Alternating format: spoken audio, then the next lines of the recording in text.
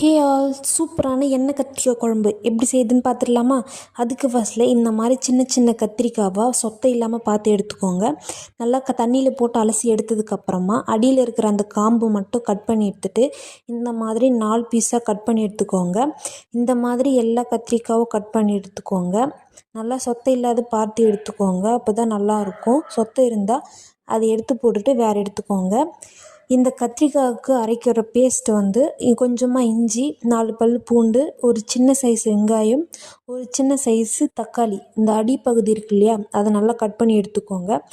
இது கூடவே சோம்பு, வெந்தயம், மிளகு, ஜீரகம் போட்டு நல்லா திக்கான பேஸ்ட்டாக அரைச்சிக்கோங்க.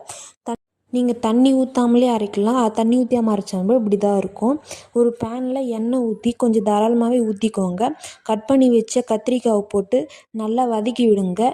அடுப்பு நல்லா சிம்மில் வச்சு வதக்கிக்கோங்க. அதிகமாக வச்சிங்கன்னா மேலே இருக்கிற தோல் தீஞ்சு போயிட்டு உள்ளே வேகாமல் இருக்கும். ஸ்லோ ஃப்ளேம்லேயே வச்சு நல்லா வதக்கிக்கோங்க.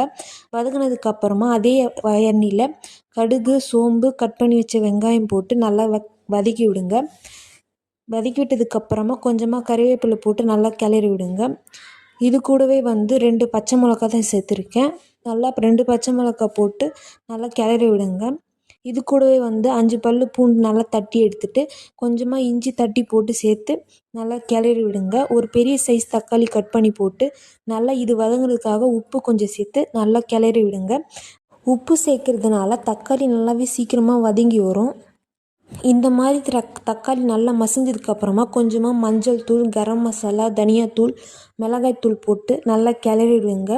கொஞ்சமாக தண்ணி ஊற்றி கிளறி விடுங்க, இல்லைனா மிளகாய்த்தூள் எல்லாம் தீஞ்சு போயிடும். கொஞ்சம் கொஞ்சமாக தண்ணி சேர்த்து கிளறி விடுங்க, அதிகமாக தண்ணி ஊற்ற வேண்டாம். நல்லா கிளறி விட்டதுக்கப்புறமா நம்ம அரைச்சி வச்சோம் இல்லையா, அந்த பேஸ்ட்டு போட்டு கொஞ்சமாக தண்ணி விட்டு நல்லா கிளறி விடுங்க. நல்லா கிளறி விட்டதுக்கப்புறமா நல்லா கொதிக்கும் இல்லையா, இந்த ஸ்டேஜில் நம்ம கரைச்சி வச்ச புளி தண்ணி ஊற்றிக்கலாம். சின்ன நெல்லிக்காய் சைஸ் தான் நான் புளி எடுத்திருக்கேன். நல்லா தேவையான அளவு தண்ணி ஊற்றி நல்லா கொதிச்சதுக்கப்புறமா நம்ம வதக்கி வச்ச கத்திரிக்காவை போட்டு நல்லா கிளறி விடுங்க. எண்ணெய் நல்லா மிதந்து வர வரைக்கும் நீங்கள் வெயிட் பண்ணி அடுப்பை ஆஃப் பண்ணிக்கோங்க.